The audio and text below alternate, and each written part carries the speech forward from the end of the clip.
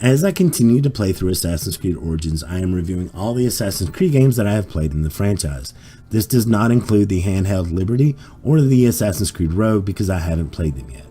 Next on our list is Assassin's Creed Unity, which was released the same year Assassin's Creed Rogue was. At the time, I could only afford to pay for one of the games, and I chose the next gen iteration. I've been told by many of my friends and colleagues that I actually bought the wrong game. That might be so, and one day I do hope to jump into Assassin's Creed Rogue, but for now, let's talk about Unity. In Assassin's Creed Unity, the player takes on the role as Arno, the son of a nobleman and assassin. He is being adopted by De la Serre, which is a Templar Grand Master. Of course, this is taking place after Arno's father has been already assassinated. Arno is also introduced to Elise de la Serre, and all of this takes place within Versailles during 1776 when both Elise and Arno are adolescent children.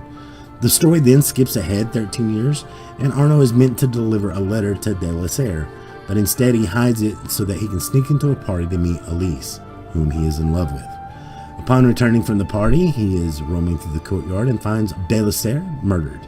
Arno is accused of the assassination and is arrested. While in the prison at Bastille, Arno is able to impress Pierre Belec with his fighting skills as the two escape during the storming of Bastille. Pierre offers Arno a chance to join the Assassin Brotherhood in hopes to liberate Paris, letting Arno know that there is a much larger cause greater than either one of them worth fighting for. Arno agrees but tells him he must return to Versailles before meeting up with him again in Paris. When Arno returns home, he seeks out Elise to let her know that he had nothing to do with her father's murder. She turns him away, revealing that she is a Templar and that the letter was to warn De la Serre of his attackers.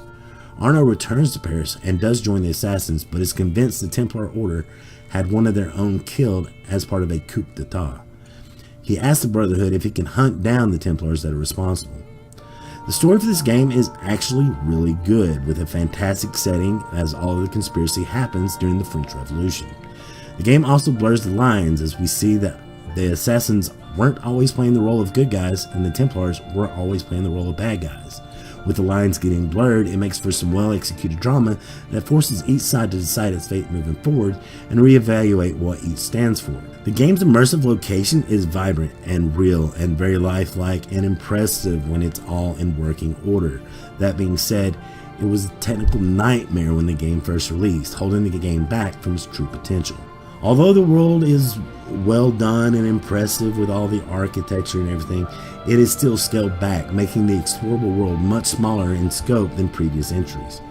The combat is more cumbersome and clunky than ever before, as actions don't feel as deliberate.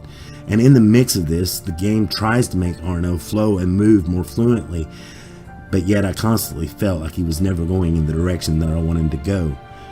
Add on to that the fact that the game had several technical glitches as well, like people walking on water, getting stuck in a hay bale, seeing people floating in air. The list just goes on and on. The game was treated to an enormous patch that fixed most of the issues, but it came well after the game had already been around for a few months. Although the story and world is impressive and a sight to behold, it still has too many marks against it that really drags down the whole experience and breaks the immersion that otherwise would have been enjoyable. I give this game a 7 out of 10. It's still a good game, and it's even better when patched, but it's still a far cry from the game that came before it. Did you play Assassin's Creed Unity? What did you think of the game? Let me know down in the comments. While you're there, don't forget to give the video a like, and if you're new around here, be sure to subscribe for more news and reviews. I love your face, guys, and I really do appreciate you guys watching, and hope to see you all on the flip side. But until then, have a good one.